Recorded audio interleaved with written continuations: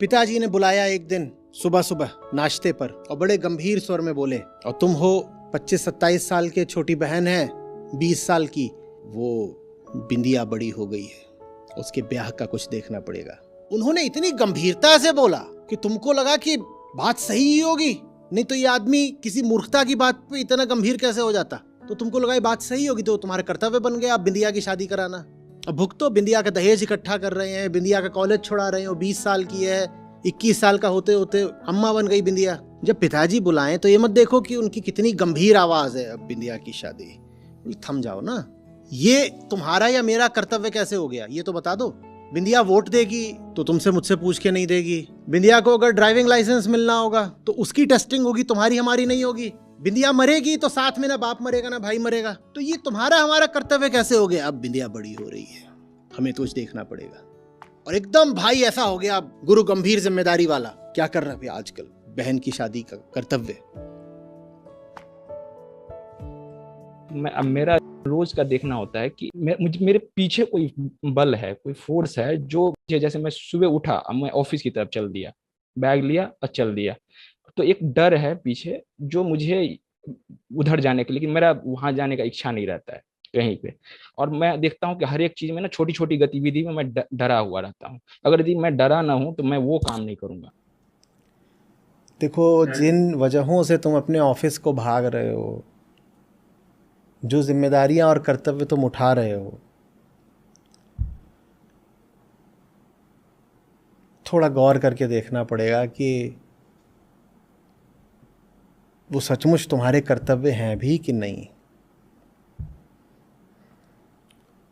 कर्तव्य माने ये निर्णय कि फलाना काम मेरे लिए करना ज़रूरी है।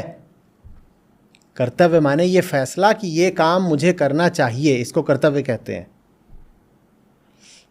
फैसला सही लिया है क्या? तुम्हें कैसे पता कि जो काम तुम अपने लिए ज़रूरी समझ रहे हो वो सचमुच ज़रूरी है?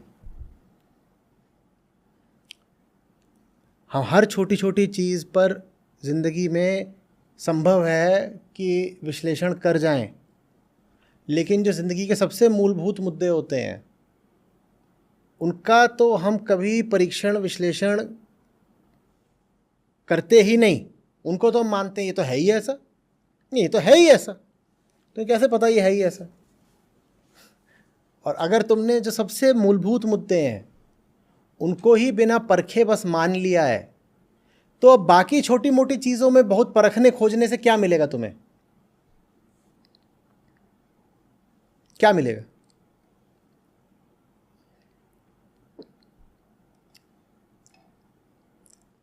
जिन बातों को तुम कह देते हो ना, पर ऐसा तो करना होता ही है, वही बातें होती हैं जहां तुम्हारे बड़े से बड़े बंधन होते हैं। उन्हीं बंधनों से फिर डर आता है और 50 और चीज़ें। क्यों स्वीकार कर रहे हो कि ऐसा तो करना होता ही है? सबसे ज़्यादा ज़िंदगी में मौज उनकी रहती है जो कुछ ऐसे काम नहीं करते जो करने होते ही हैं। सोच के देखना, कुछ ऐसे काम जो करने होते ही हैं उनको तुम ना करो, फिर देखो ज़िंदगी कैसी मस्त हो जाती है।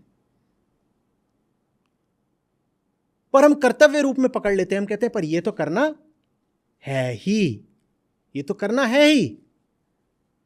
क्यों करना है वो हमने कभी नहीं पूछा।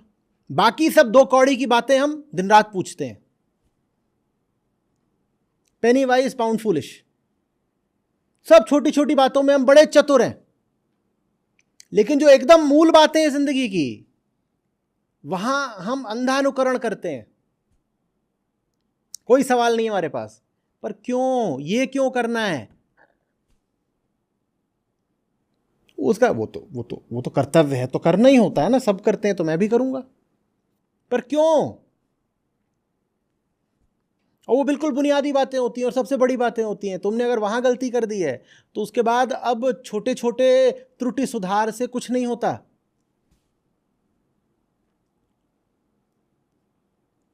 ये ऐसी सी बात है कि कोई संख्या हो 10 अंकों की, और उसके पहले ही अंक में तुम गलती कर आए हो और सुधारने की किसको कोशिश कर रहे हो? वो आखिरी वाले 8वें 9वें 10वें नंबर पर जो है उनको बढ़ाने की कोशिश कर रहे हो, और जो शुरू में था उसको तुम शून्य कर आए हो, और फिर कहो कि ज़िंदगी अब बिल्कुल एकदम बेकार हो गई है, बोझ हो गई है। तुमसे किसने कहा था कि वो जो मूल चीज़ें हैं उनको बिना विचारे अपना कर्तव्य बना लो? मैं नहीं समझ पा रहा, तुम मेरे सामने हो, हट्टे कट्टे हो, पढ़े लिखे हो, तुम कह रहे हो ज़िंदगी डर में बीतती है, ऑफिस जाता हूँ, ये करता हूँ। क्यों जाते हो? मत जाओ। क्या समस्या है? बीमार तो हो नहीं, खाने पीने को ही पा जाओगे। भारत में अब इतनी बदहाली रही नहीं।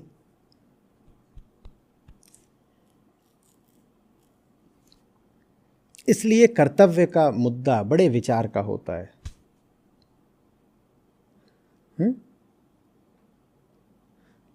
शरीर की बातों को अपना कर्तव्य नहीं बना लेते, समाज की बातों को भी अपना कर्तव्य नहीं बना लेते। शरीर उबाल मार रहा है किसी दिशा में, किसी वजह से, शरीर का उबाल है, तुम्हारा कर्तव्य नहीं बन गया। समाज दबाव बना रहा है तुम्हारे ऊपर 50 चीज़ों के लिए, वो समाज की बात है, तुम्हारा कर्तव्य नहीं बन गया।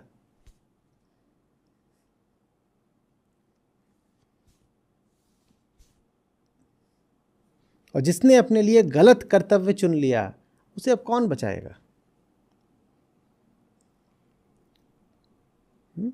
कर्तव्य सब कुछ है। धर्म भी कर्तव्य ही होता है, क्या करने लायक है। जिसने वही गलत चुन लिया उसने तो जीवन ही गलत चुन लिया।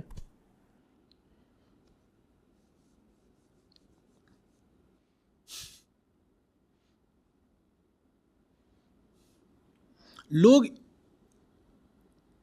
इतने ज्यादा कर्तव्यबद्ध होते हैं कि वो ये तो कल्पना कर ही नहीं सकते कि वो उन कर्तव्यों से स्वयं कभी मुक्त होंगे। वो ये कल्पना भी नहीं कर पाते कि कोई और भी हो सकता है जो उनसे मुक्त हो।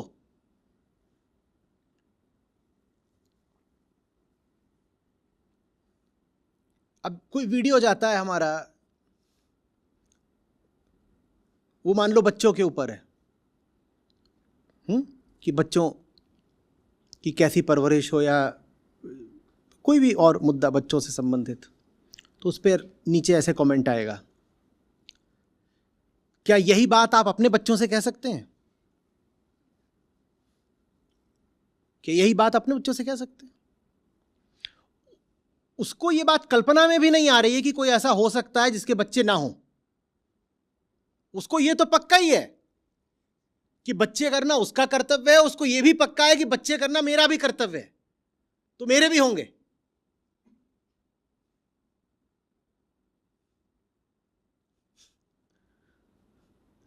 कर लो कर्तव्य, तो बना लो कर्तव्य, उसके बाद कहो कि अब जिंदगी डर में बीत रही है तो मैं क्या करूं, मेरी तो नहीं बीत रही।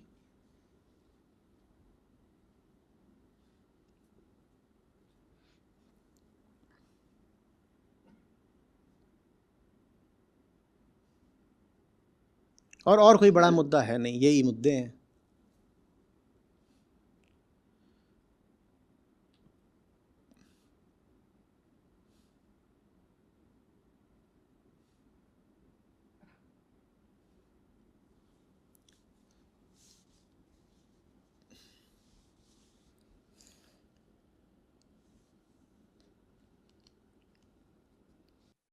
आचार्य जी, आचार्य जी, हाँ मैं यही हूं।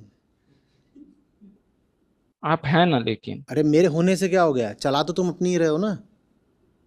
तुम कह रहे हो कि मुझे चुनाव से डर लगता है, मैं कहता हूँ कि चुनाव में तो कर्ता भाव होता है, तो मेरे चुनाव आप करेंगे।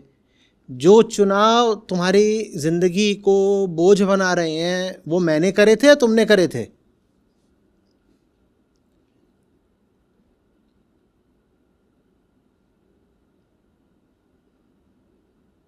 इसके पहले की इल्ज़ाम आए मैं कह देता हूँ मैंने नहीं करे थे। तो मैं कहाँ से आ गया? तुम कह रहे हो तुम्हें चुनाव करने से डर लगता है, और उल्टे पुल्टे सारे चुनाव तुम खुद ही करके बैठे हुए हो।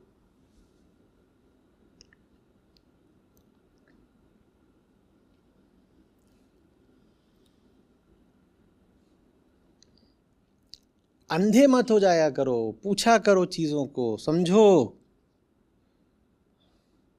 हाँ, पिताजी ने बुलाया एक दिन सुबह सुबह नाश्ते पर और बड़े गंभीर स्वर में बोले, और तुम हो 25-27 साल के, छोटी बहन है 20 साल की, वो बिंदिया बड़ी हो गई है, उसके ब्याह का कुछ देखना पड़ेगा। और उन्होंने इतनी गंभीरता से बोला कि तुमको लगा कि बात सही ही होगी, नहीं तो ये आदमी किसी मूर्खता की बात पे इतना गंभीर कैसे हो जाता। तो तुमको लगा ये बात सही होगी, तो तुम्हारा कर्तव्य बन गया अब बिंदिया की शादी कराना। अब भुगतो, बिंदिया का दहेज इकट्ठा कर रहे हैं, बिंदिया का कॉलेज छुड़ा रहे हैं, वो 20 साल की है, 21 साल का होते होते अम्मा बन गई बिंदिया। जब पिताजी बुलाएं तो ये मत देखो कि उनकी कितनी गंभीर आवाज है, अब बिंदिया की शादी, थम जाओ ना। ये तुम्हारा या मेरा कर्तव्य कैसे हो गया, ये तो बता दो। बिंदिया वोट देगी तो तुमसे मुझसे पूछ के नहीं देगी, बल्कि गैर कानूनी होता है अगर जब वो वोट दे रही हो तो हम जाकर के उसका बटन दबाएं। बिंदिया को अगर ड्राइविंग लाइसेंस मिलना होगा तो उसकी टेस्टिंग होगी, तुम्हारी हमारी नहीं होगी, न बाप की ना भाई की। बिंदिया मरेगी तो साथ में ना बाप मरेगा ना भाई मरेगा।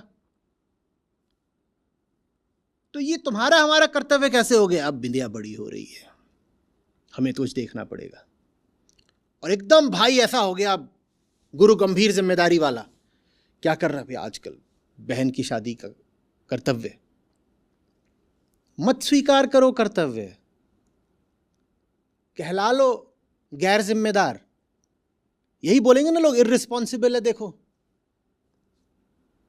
तुम्हारा सारा डर तुम्हारे कर्तव्यों और रिस्पॉन्सिबिलिटीज से आ रहा है, और वो तुमने मुझसे पूछ के नहीं चुनी थी।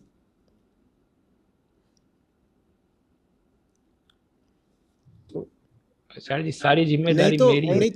नहीं तो ऑफिस परेशान करता है तो लात मार दो, ऑफिस को खत्म करो। लात क्यों नहीं मार पा रहे हो?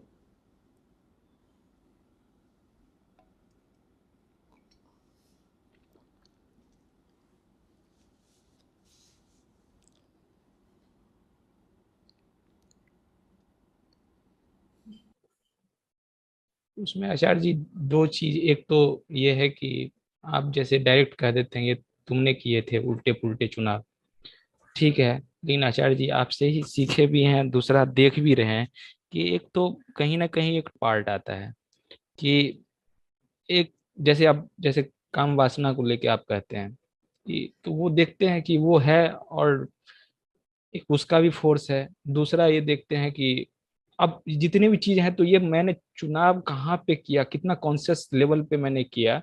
हाँ उसका भोग किया, लेकिन कि मुझे आगे जीना है, और लेकिन मैं मरना भी नहीं चाहता हूँ, एक जीवेशना भी है। तुम ये काम सब वासना के कारण थोड़े ही मर रहे हो। काम वासना तो पल दो पल की होती है, उसके कारण थोड़ी कोई मरता है। काम वासना कर्तव्य बनती ही नहीं है। तुम सिर्फ अपनी काम वासना पूरी कर लेते तो भी बहुत बदहाली ना होती। कोई व्यक्ति अपनी काम वासना के ही पीछे भाग रहा है, ये बुरी बात है, लेकिन ये भी एक तल की ही बुरी बात है। तुम उस काम वासना को इंस्टीट्यूशनलाइज करने निकल पड़े हो, उसको अपना कर्तव्य समझ के। अब तो कोई क्या करेगा?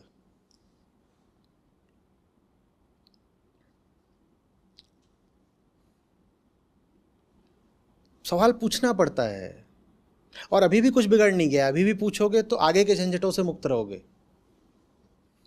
मैं ये क्यों करूं? मैं सब करते हैं तो मैं ये क्यों करूं? मैं क्यों करूं? इतना समझाया ना कृष्ण ने। दूसरे का धर्म भयावह होता है और अपने धर्म में निधन भी श्रेय होता है। दूसरे की बताई हुई चीज मैं क्यों करूं? पर धर्मो भयावह, इसका यही मतलब है। दूसरे ने जो बात बता दी वो तुम करने लग गए, उसको अपना कर्तव्य बना करके, यही तो भयानक बात है। और जो चीज स्वयं करनी चाहिए वो करने में अगर मुसीबतें भी आए, मौत भी आए, तो भी बढ़िया है। स्वधर्मे निधनम श्रेय। या तो दूसरे ने बता दिया ये कर लो, वो कर लिया, अब फिर उसमें डर तो मिलेगा ही। क्यों करना है? सब करते हैं।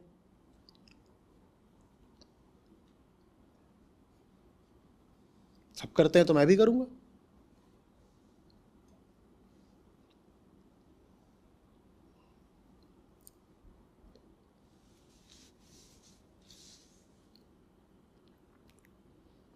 दस्त लगे हुए थे, बढ़िया धार बह रही है, सुबह सुबह होटल में ब्रेकफास्ट मुफ्त मिलता है और सब दनादन दनादन खींच रहे हैं।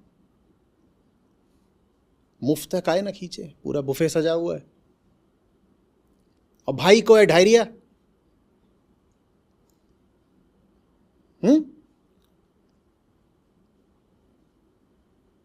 खुली टोटी का नल, और सब खा रहे हैं तो मैं भी खाऊंगा। और फिर कहो कि ये क्या बताएं, एकदम बर्बाद हो गया, डिहाइड्रेशन हो गया, एडमिट होना पड़ा।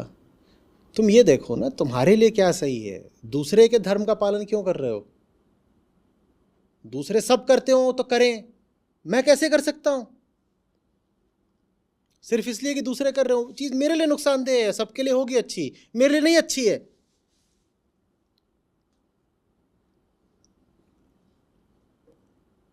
और ये तभी पता चल सकता है जब आत्मज्ञान हो। मेरे लिए क्या अच्छा है क्या बुरा है तभी तो पता चलेगा ना, जब पहले ये पता हो कि मैं हूं कौन। मुझे यही नहीं पता मैं कौन हूं, तो मुझे क्या पता कि मुझे करना क्या चाहिए, अच्छा क्या है।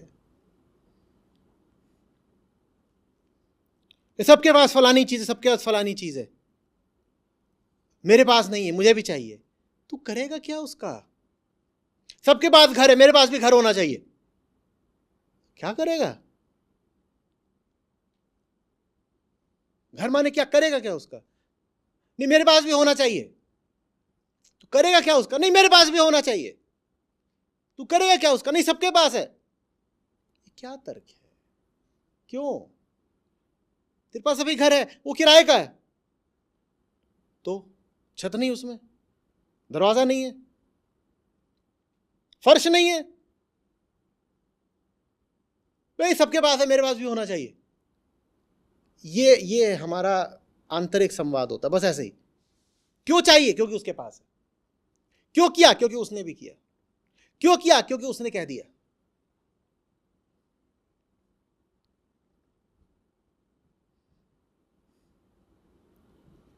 तुम कौन हो, उस हिसाब से अपना धर्म देखो ना।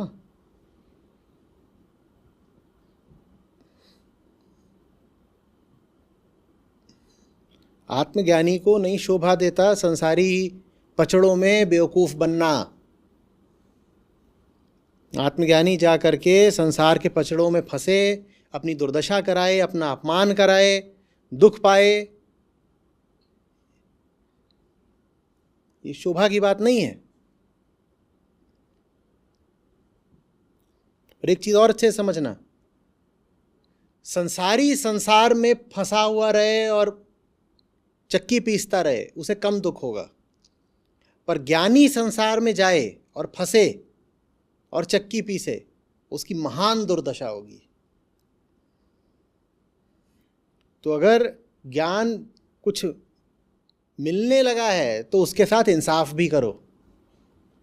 ज्ञान अगर उठने लगा है तो उस ज्ञान को जियो भी, नहीं तो बड़ी दुर्दशा होती है। संसारियों के बीच में जब ज्ञानी फंसता है ना, क्योंकि उसे अपने कर्तव्य का कुछ पता नहीं, तो ज्ञानी होने के बाद भी संसारियों के बीच घुस गया जा करके, ज्ञानी जब ऐसे फंसता है संसारियों के बीच, भयानक दुख पाता है। मैं पूर्ण ज्ञानी की बात नहीं कर रहा, मैं कह रहा हूं थोड़ा भी अगर तुम्हें ज्ञान हो गया है और जा करके वही सब करने लग गए तुम जो आम संसारी करता है, तो संसारी को जितना दुख मिलता है तुम्हें उससे 100 गुना मिलेगा।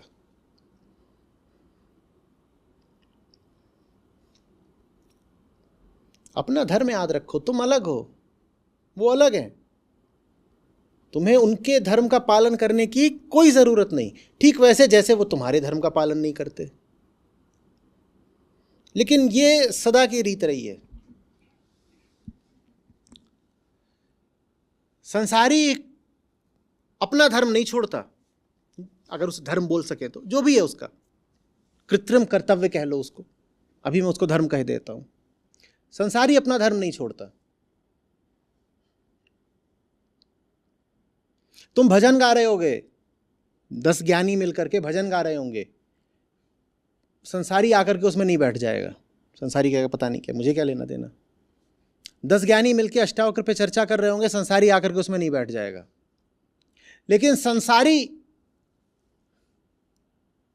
अपने घर में शगुन के गीत गा रहे होंगे तो ज्ञानी भी लपक पड़ता है, मैं भी तो सम्मिलित हो जाऊं, और फिर बड़ा अपमान पाता है। जब वो तुम्हारे भजनों में शामिल होने नहीं आते तो तुम उनके विवाह संगीत में शामिल होने क्यों पहुंच जाते हो? तुम्हारा वो कर्तव्य कैसे बचा बताओ?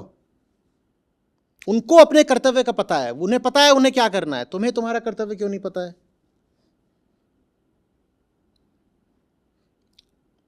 सोच के देखो। ये जो भी हम चर्चा कर रहे हैं इसमें आप आम संसारियों को यहां पे ला करके देखो, देखो क्या होता है। जो हमारे घर वाले हैं उनको ही सोच लो, यहां बैठे हो तो क्या होगा। ये जो बातचीत चल रही है, 2-4 मिनट हक्के बक्कियों की इधर देखेंगे, फिर धीरे धीरे करके रेंगते हुए बाहर निकल जाएंगे। उनको पता है कि ये जगह उनकी नहीं है और ये काम भी उनका नहीं है, वो अपने धर्म का पालन करेंगे, वो बाहर निकल जाएंगे। तुम क्यों कूद कूद के उनके कार्यक्रमों में शामिल होने पहुंच जाते हो और फिर वहां पर अपमान पाते हो, धोखा पाते हो, दुख पाते हो? बोलो।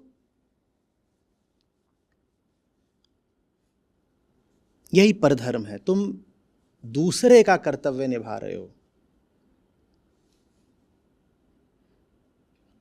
दूसरे का कर्तव्य निभा के तुम्हें, बोलो, क्या मिलेगा?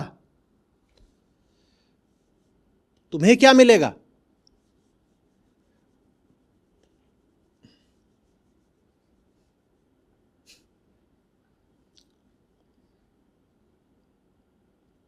मैंने सुबह सुबह उठ करके गए नीचे, बेसमेंट पार्किंग थी और बहुत सारी गाड़ियां खड़ी थी, 5-7 गाड़ियां धो दी दबा के, किसकी? दूसरों की, अपनी नहीं। तुम्हें क्या मिला? और पकड़े और गए दूसरों की गाड़ियां धोते हुए, बोले चोर चोर, गाड़ी छू रहा है हमारी, खरोच भी मार दी, मुआवजा दो। हर तरफ से मारे गए। अपनी पहले ही धूल में खड़ी है गाड़ी, दूसरे ही गाड़ी छू के अपमान भी पाया, मुआवजा भी दिया। सारा खेल यही है। बोधो अहम प्रकृते परे, पराये को पराया जानना सीखो।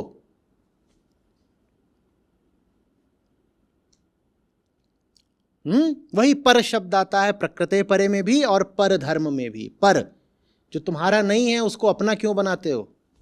दूसरे को अपना बना करके तुम अपने को गवा देते हो।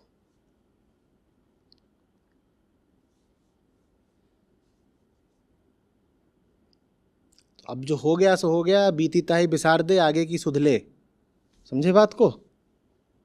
बहुत ध्यान के साथ अपने कर्तव्यों का निर्धारण करो। जितना कर्तव्य मुक्त रहोगे जीवन में डर उतना कम रहेगा। यही सूत्र है।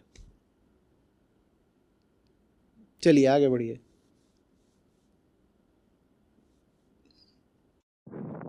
हेलो, प्रणाम आचार्य जी, मेरी आवाज आ रही है? आ रही है जी। या आचार्य जी, मैं आपको लगभग 4 साल से सुन रहा हूँ। मेरा एक बेटा है, सारी चिंता उसी के बारे में रहती है, तो कि वो कहीं फंस ना जाए, उसको कैसे इन सब चीजों से बचाएं, क्योंकि सब कुछ जैसे अपन सबसे ज्यादा प्रेम उसी से करते हैं, तो नहीं चाहते कि वो कहीं फंस जाए। या मतलब कि अगर इंस्टीट्यूशन ऑफ मैरिज वगैरह में अगर मान लो वो शादी करना चाहता है तो उसे रोकना भी। क्या करना चाहता है? मान लो वो शादी करना चाहता है, मान लो मेरे फ्रेंड का बेटा या मेरे परिवार में किसी का बेटा है या कोई है, तो हम उसे समझा रहे हैं लेकिन वो करना भी चाहता है, तो उसे रोकना गलत है क्या? या फिर मतलब उसको बस समझाया ही तो जा सकता है ना बेस्ट। वो तभी करना चाहेगा ना जब वो घर में देखेगा कि क्या माहौल है, क्या बढ़िया चीज़ है, सब लोग कैसे कैसे, तभी तो करना चाहेगा, ऐसे थोड़ी करना चाहेगा, ये कोई मानने की बात थोड़ी है। और अभी वो कितने साल का है? नहीं अभी तो छोटा है, बट मुझे लगता है कि अगर वो ऐसे ही निकल गया किसी चीज में तो फिर तो ये सब चीजें देखेगा तो फिर वो वैसे ही करने लगेगा आचरण। सबसे ज़्यादा तो वो आपको देख रहा है ना, और सब चीज़ें तो बाद में देख रहा है। तो मैं तो सर वो मैं तो आपका सत्ती सुनता रहता हूँ, वो तो आपके वीडियो लगा देता है यूट्यूब पे प्रश्न जाके। ये नहीं है कि आप मुझे सुन रहे हैं कि नहीं, प्रश्न ये है कि आपकी हस्ती कैसी है। नहीं तो ये भी मैंने देखा है कई बार कि घरों में पिता मुझे सुन रहे होते हैं, इसी कारण बच्चों को मुझसे नफरत हो जाती है। और ये बिल्कुल अनुभव से बता रहा हूँ, घर के सारे बच्चे मुझसे नफरत करते हैं क्योंकि पिता मुझे सुनता है। कहते हैं कि ये जिस तरीके के हैं, इनको वही बाबा जी ने ऐसा बना दिया होगा। आप अपने पर ध्यान दीजिए। बच्चा अभी बहुत छोटा है, आप उसके भविष्य की इतनी चिंता क्यों कर रहे हैं? और आप भविष्य की इतनी चिंता कर रहे हैं, इसी से पता चल रहा है कि अभी आपके साथ मामला कुछ ठीक है नहीं। नहीं अब जैसे घर के माँ बाप हैं, मतलब मैं और दादा दादी वगैरह हैं, तो वो पूरी तैयारी में रखते हैं कि बच्चा आगे शादी भी करे, सब कुछ बच्चे भी आगे पैदा करे, क्योंकि एक ही बच्चा है। जैसे आपने हमने अब बात करी कि एक ही बच्चा होना चाहिए, क्योंकि हमें पता है क्लाइमेट चेंज वगैरह बहुत ज्यादा प्रॉब्लम है। अब आगे हम चाहते हैं कि वो ऐसी चीज में ना पड़े, बट और जो फैमिली के लोगों ने दादा दादी वगैरह वो इस तरीके से उसे संस्कारित करना चाहते हैं कि वो इन सब चीजों में पड़े। मतलब अगर इस तरीके के दादा दादी हों तो कोई फ़र्क नहीं पड़ता कि उनकी उम्र क्या है और बाकी चीज़ें क्या हैं। जो बिल्कुल ठोस जवाब है वो ये है कि उनको कोई अधिकार नहीं दिया जाना चाहिए बच्चे को छूने का, सिर्फ इस नाते कि वो दादा कहला रहा है, वो दादी कहला रही है, उसको बच्चे के ऊपर अधिकार नहीं मिल जाता है। अच्छा, दादा दादी को कोविड हो तो उनकी गोद में आप बच्चा दे दोगे? नहीं देंगे ना। हाँ, तो बस वैसे ही है। अगर इस तरीके के दादा दादी हों तो उन्हें ये हक भी नहीं है कि वो बच्चे को स्पर्श भी करें। तो दादा दादी को मतलब, और अगर मान लो दादा दादी ऐसे कि उन्हें फर्क नहीं पड़ता, वो अगर आगे अपना मतलब शादी वगैरह करे, बच्चे करे तो भी ठीक है, ना करे तो भी। आप कितने साल के बच्चे की बात कर रहे हैं? शादी इतनी क्यों महत्वपूर्ण हो गई?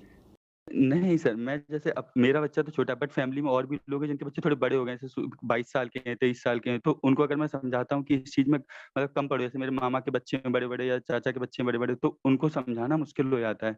तो उस चीज में भुगतने दीजिए, आप क्या परेशान है? करें शादी, क्या समस्या है? दुनिया में कुछ लोग तो चाहिए ना जो आबादी भी बना के रखें।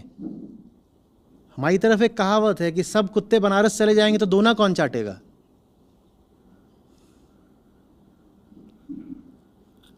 भाई सब लोग ब्रह्मज्ञानी ही हो जाएंगे।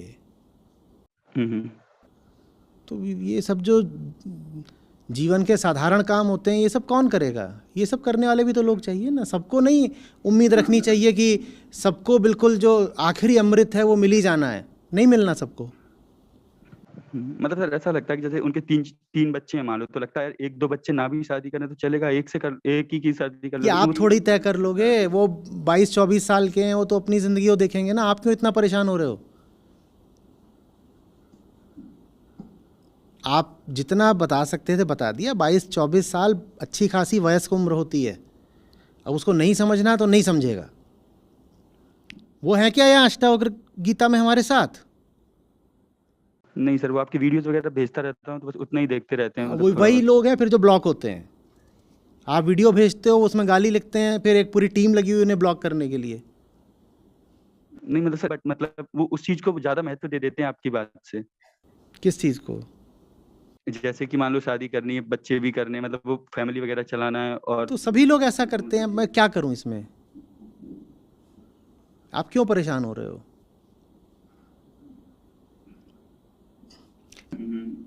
अब वो नहीं समझ रहे तो वो जाने, वो एडल्ट लोग हैं भाई, अपनी ज़िंदगी देखेंगे। आप कोई ऐसा थोड़ी करोगे कि उनको अब बांध के रख लोगे या कुछ और उनका कर डालोगे कि अब शादी के काबिल ही ना रहें। ये सब हमें क्या है? हम अधिकतम समझिए। हाँ समझ। हाँ, आप अपना काम करिए। माँ फलेषु कदाचनम। हमें कर्म फल पे हमारा किसी भी तरह का कोई अधिकार नहीं होता। अपना काम कर दिया, बाकी उसका भी तो चुनाव है ना। वो भी तो एक अपने आप में एक स्वतंत्र चेतना है, उसको अपने आप चुनने दीजिए अपनी ज़िंदगी का। और सर एक चीज और आती है, जैसे बोलते हैं कि आप आचार्य जी को इतना जानते हो, चलो सत्य को तो कोई नहीं जान सकता, चलो मान लो कि प्रकृति को भी थोड़ा जानते हो, तो बोलते हैं अगर हम एक पासा फेंके तो तुम बता दो कि क्या इसमें क्या आएगा, आचार्य जी बता देंगे कि क्या आएगा। मतलब प्रकृति को भी तुम बोलो तुम भी क्या जानते हो, मतलब ऐसे बोल देते हैं कि सारा तो कोई भी नहीं जान सकता, तुम भी नहीं जानते और आज तक कोई नहीं जान पाया, आचार्य जी भी नहीं जानते सारा, तो ऐसे बोल देते हैं मतलब बाकी लोग। तो हाँ मतलब वही है, तो फिर मतलब वो वही बोलते हैं कि तुम भी कुछ नहीं जानते, हम भी कुछ नहीं जानते, तो बस बराबर हो गया, अंदर से तो बेशक अच्छा नहीं है लगा। ना, करने दीजिए जो कर रहे हैं। आप काहे को दुखी हो रहे हो? नहीं सर दुखी नहीं है, मतलब समझने अच्छे की से कोशिश समझ कर रहे लीजिए, आज हैं। भी सारी बात ये हो रही है कि साफ पता हो क्या अपना कर्तव्य है क्या नहीं है। हम्म। एक आदमी जो हठ पकड़ के बैठा हो कि उसको बर्बाद होना ही है, ठीक है, हम्म। उस पर और प्रयास करते रहना कहीं से आपका कर्तव्य नहीं है। आपके पास इतनी ऊर्जा है, आप प्रयास ही करना चाहते हो, तो दुनिया में इतने लोग हैं जो मदद के अधिकारी हैं, जिनको आप थोड़ी सी मदद दे दो, सलाह दे दो, तो उनकी ज़िंदगी संवर जाएगी। तो आपको मदद करनी है तो उनकी करिए ना, जो मदद को स्वीकार भी करना चाहते हैं। जो लोग मदद के सामने ये सब बातें कर रहे हैं कि पासा उछाल दिया क्या आ गया, ये सब, आप उनके साथ क्यों अपना सर फोड़ रहे हो?